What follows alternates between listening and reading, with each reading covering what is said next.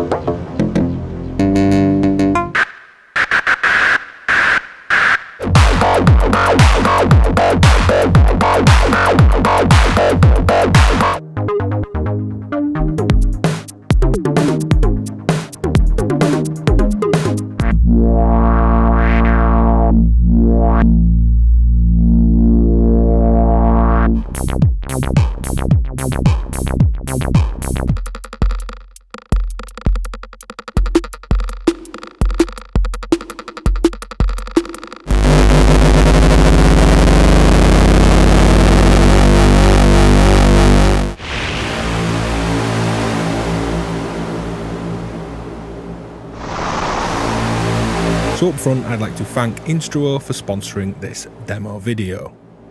So Tain is two channels where we can plug in one input and switch between two output destinations, or plug in two inputs and switch between the inputs to the output. The switch works with latching or momentary behaviour. If I switch the latching switch off, this will switch momentarily while either the button is held or the incoming signal is high. When it latches, this turns on with the first gate, clock or trigger, and then will turn off with another. It latches its behaviour. We also have an onset reference voltage, and that's this dotted line on these two channels and these two little trimmers, similar trimmers to you see on the back of modules to calibrate a module. You can pop in a flathead screwdriver and create a reference voltage, meaning without an input you could switch to say a 1 volt signal for octave shifting, or you could set this to be high and then audio rate latch and get some subdivided unipolar square waves. And there's a couple of examples in this video of where those inbuilt reference voltages are really useful. We can chain channels to create audio rate switched subdividers with multiple octaves of subdivisions. We can chain them for clock divisions. There's lots of ways to use it. As always, I try and make these videos really educational and full of as many patch tips and musical ideas as I can cram in. So the timing index has been on screen. Do skip around as you see fit.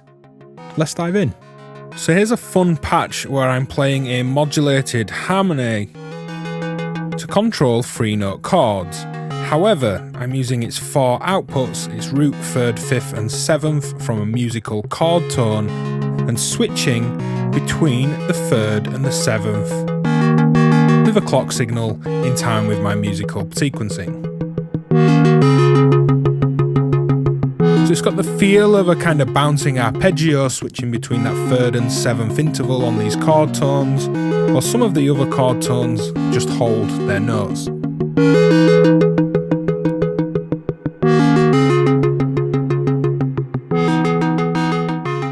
So here I'm using Tain as a kill switch or a mute for both audio and CV, and one that's manually controlled and one that's not.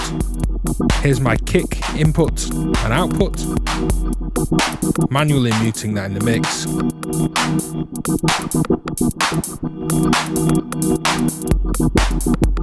And it's nice to get some LID activity on that mute as well. And then the top channel there, if I mute my drums, I'm routing this LFO in and then routing to the other input which isn't patched, giving me an on and off, a kill switch or a mute of my LFO. But the other input is normalised to this trimmer voltage, so when the LFO goes and switches, you can see it switches to a high voltage, keeping my filter open. So manually muting drums, switching on every bar between a preset voltage set on that trimmer, which is high, which is useful in this case, and switching the LFO in and out. So here we're going to use a pair of Tain switches as 4 sub-dividers. I've got some vibrato through some linear FM on TSL there, and that square wave is coming out and driving this top right-hand Tain. It's latching between no input and the internal voltage, and I've set that on the trimmer to be 10 volts, so I'm getting 0 to 10 volt unipolar square waves, and I've set that up on all 4 Tain switch channels. The graphic on screen shows you what's happening, where an octave higher is latching this voltage on and off, giving us an octave down sub effect.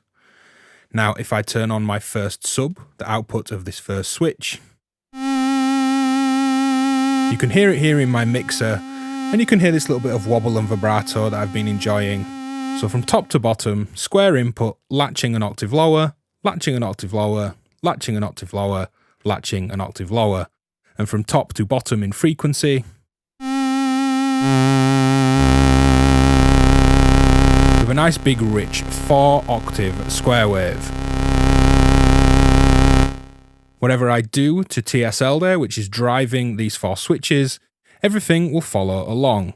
So let's add a volt per octave pattern, going into the Traeg filter there, with a bit of reverb and some modulation.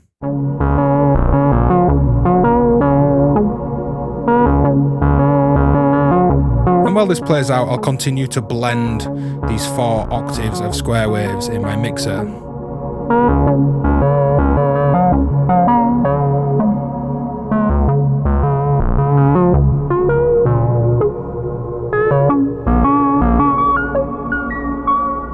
So here's a patch using Tain to latch and actually switch between 2 different bass drum rhythms, giving me a 2-bar pattern from what's otherwise a 16-step 1-bar sequencer for my drums. And I'm using the bottom channel there to manually switch over between my snare rhythm and some faster gate signals to give me some drum fills.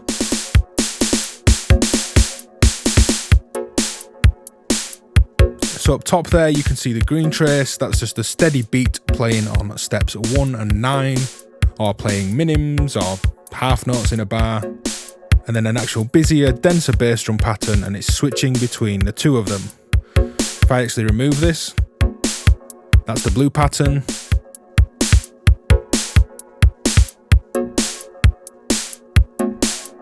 And that's a simpler pattern.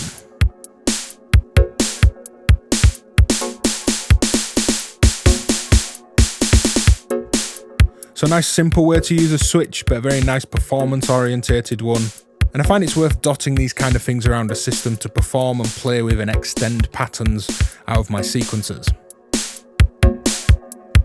So here I'm using Tain to switch as a kind of performance switch between 2 different patterns. The top channel is changing volt per octave on those yellowy orange cables.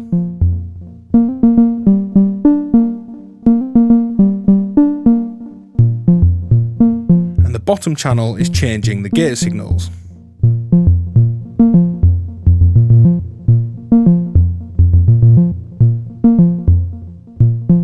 These are patched in a way that when both LEDs are lit up, I'm routing the same pair, the same volt per octave and the same gate out at the same time, so pressing both of them will hard switch from one sequence to another, with both volt per octave and gate signals switching over.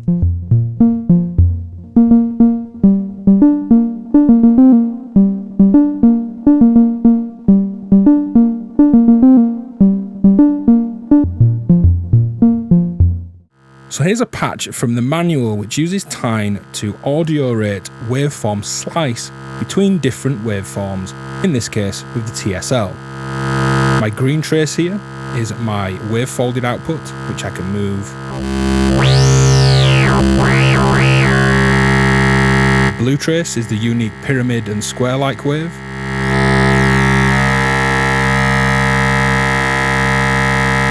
And both of these come into the switch, and its output is this yellow trace here, and I'm importantly using the sub to switch between them. With the sub an octave lower than the inputs, we get 1 cycle of each wave, and I'll zoom in so you can see this on the scope.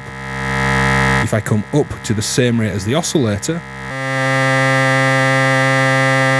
get a unique wave that halfway through that cycle will splice these waves together. Going 2 octaves lower, I get 2 folded cycles and 2 of these pyramid-like cycles.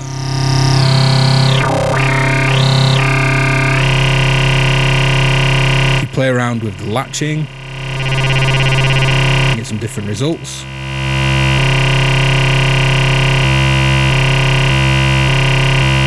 So try switching between audio rate waveforms at a locked synced sub-frequency of these oscillators to waveform slice or splice your own unique waves. And let's set this in some musical context and hear it in a sequence with some added effects and processing.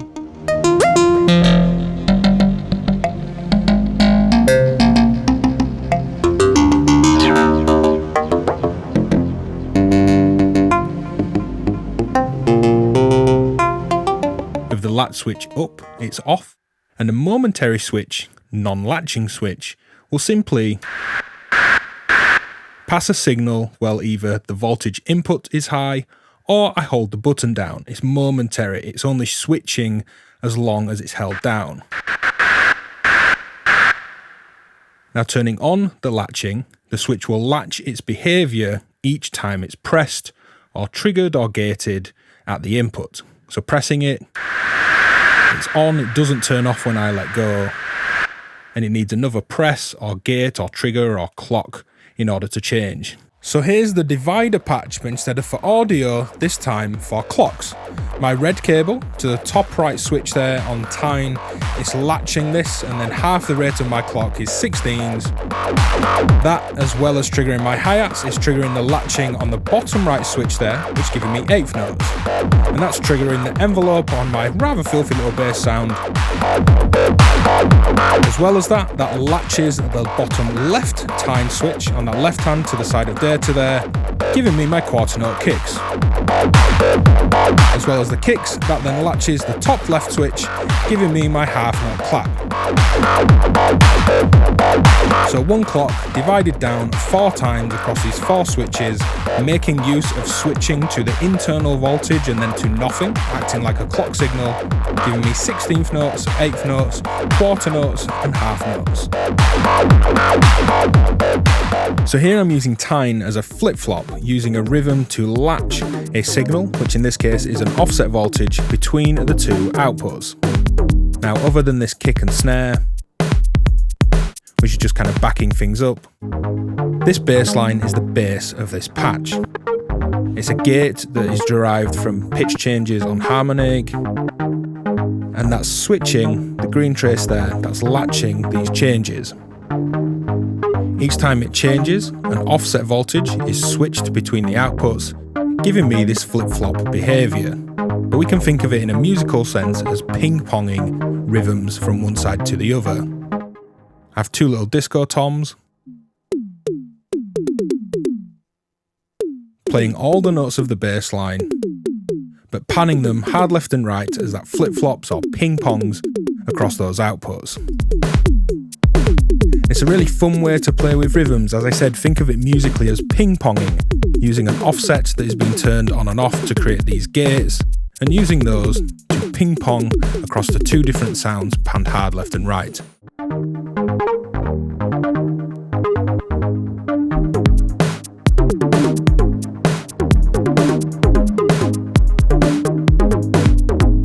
So here's a nice patch with oct. And this is a patch from the manual where we use 2 LFOs, the green and the blue trace there on data, as inputs, and we use another LFO to switch between them. That's the yellow trace there, and we're hearing that modulating the cutoff of a filter. And these basic triangle LFOs, all free running, give an interesting switched version. I'm liking the behaviour of this momentary switch. Of course, the LFOs we choose to input and the one we choose to switch with will make a difference. Let's try switching with a faster LFO.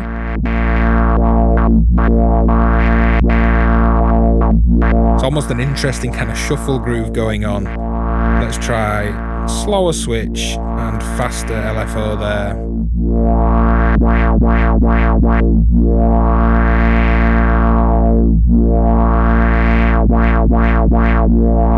So some really interesting results and some unique modulation. But this gets even more interesting when we patch the output of this switch back in to CV control, oct, and the rate of all of the LFOs.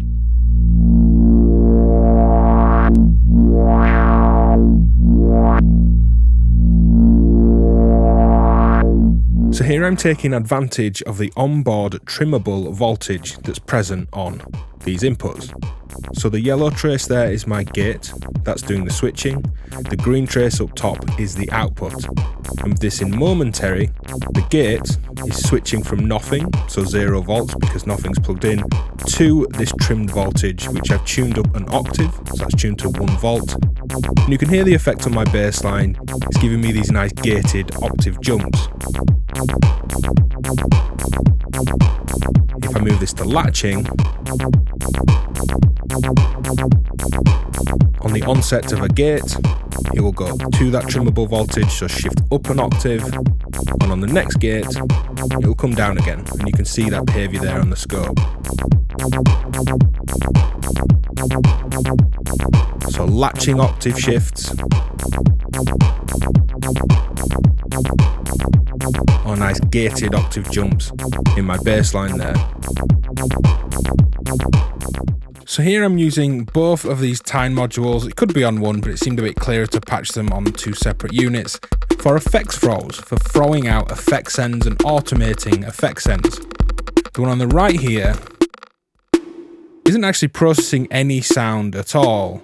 I'm simply using the normalised offset voltage, which is this yellow trace on data. There's a high voltage. I've set this up to be a high voltage, and I'm latching over to it to up the voltage on the mix amount on my reverb. So when I'm not sending this to my reverb, the snare passes straight through, and then that adds the reverb back in. So each snare hit is moving between having a reverb on and the reverb off. The second sound is a little random pattern to a rim shot, and I'm using this module to send it to 2 different places. So this is one coming in, the sound, and then I'm routing to 2 outputs, green trace and blue trace there. It's a little bit harder to see the audio, but basically latching the sound to this effect on the right hand side, or the one on the left, adding in my beat.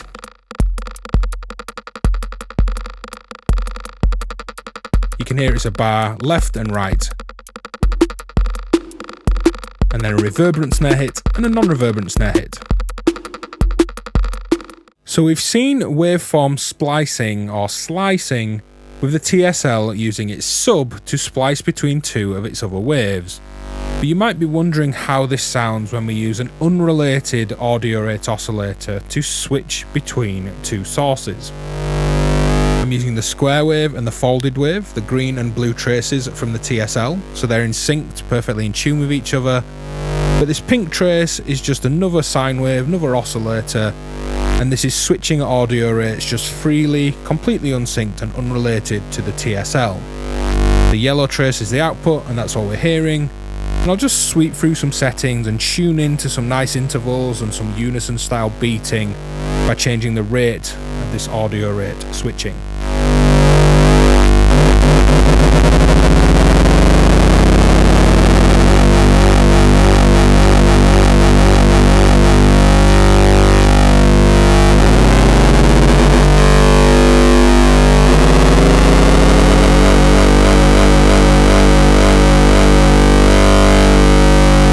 So even though they're not synced, it's easy to tune into some different and unique waves. Let's say I change the pulse, the square that is, for a triangle, and I'll change the folded tone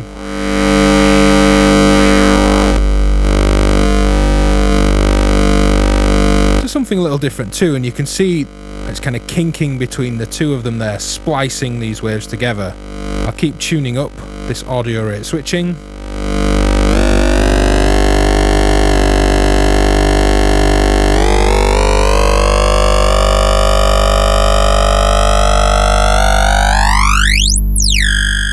So here I'm making use of Ceis, the Instruo envelope, and you could use other envelopes that do this too, where we have a gate output on the release. I'm triggering this from attack to release for this sound. So this just fades some noise up, attacks, and then releases and falls back down. But once we get to the release stage, this triggers the switch, letting my sound through, which is a saw wave, into a big reverb. And let's hear that on its own.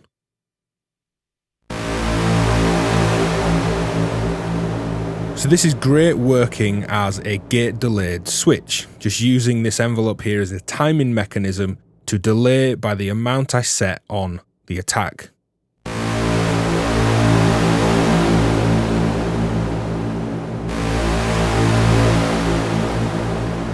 But bringing in that noise, which is just the noise through this VCA, entirely controlled by the envelope, nothing to do with the switch.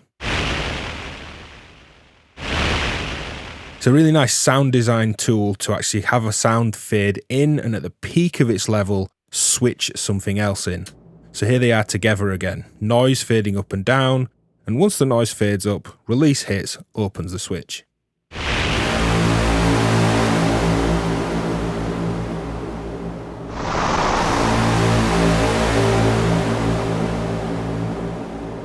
Release time, as you can see on the LED, will change the gate output there and how long this switch is open.